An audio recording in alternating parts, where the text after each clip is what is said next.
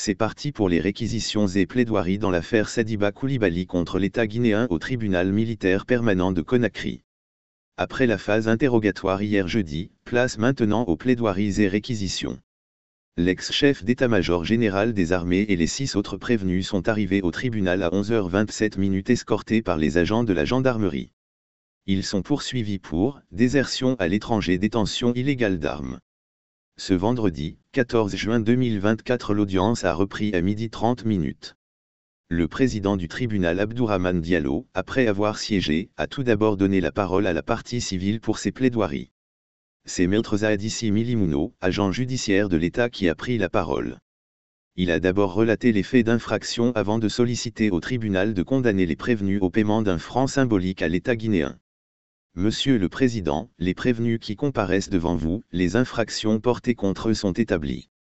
En ce qui concerne les détentions d'armes, le général s'est heurté aux dispositions de l'article 848 du Code pénal.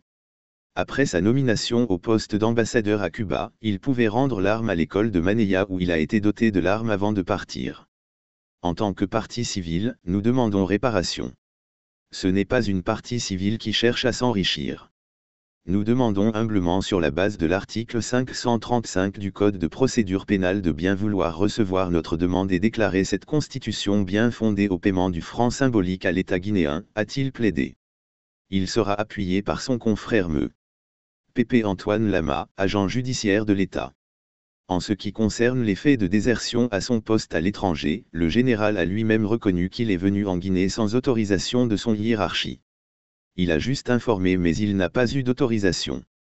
De ce point de vue, l'infraction est suffisamment consommée. Nous plaidons à ce que les prévenus soient condamnés conformément aux réparations sollicitées par mon confrère, a-t-il plaidé. À son tour de prendre la parole, le ministère public représenté par le procureur militaire, colonel Ali Camara, a requis 5 ans de prison contre les 6 autres prévenus, à savoir, l'adjudant Nebi Bangoura, le caporal-chef Aboubacar Diallo, le caporal Mohamed Kouon Bassa, le caporal-chef Abou Coulibaly, le caporal-chef Soulimane Keita et le caporal Nganif Kourouma pour détention illégale d'armes de guerre. En ce qui concerne le général Sadiba Coulibaly, il a requis 10 ans de prison. Qu'il vous plaise, Monsieur le Président, de retenir les prévenus dans les liens de culpabilité de détention illégale d'armes de guerre. De même, de retenir le général Sadiba Coulibaly dans les liens de la culpabilité de désertion. Pour la répression, vous condamnerez les prévenus l'adjudant Nebi Bangoura, caporal-chef Aboubacar Diallo, caporal Mohamed Kouon Bassa, caporal-chef Abou Coulibaly, caporal-chef Soulimane Keita et caporal Nganif Kourouma à 5 ans de prison. Le général de brigade Sadiba à 10 ans de prison. Le tout en application des dispositions des articles 23, 24, 200, 201 du Code de justice militaire et 848 du Code pénal, a-t-il requis. Pour l'heure, 14h31 MN, la parole est à la défense. Elle s'oppose à la réquisition du procureur. Monsieur le Président, faites l'application de l'absence des preuves tangibles contre notre client, Monsieur Sadiba. Faites application de l'article 497. Je sais que vous n'allez pas suivre le ministère public. Il est lamentablement passé à côté. Ce dossier est vide. Ils ont tout fait pour que cette affaire soit transformée en fait criminel.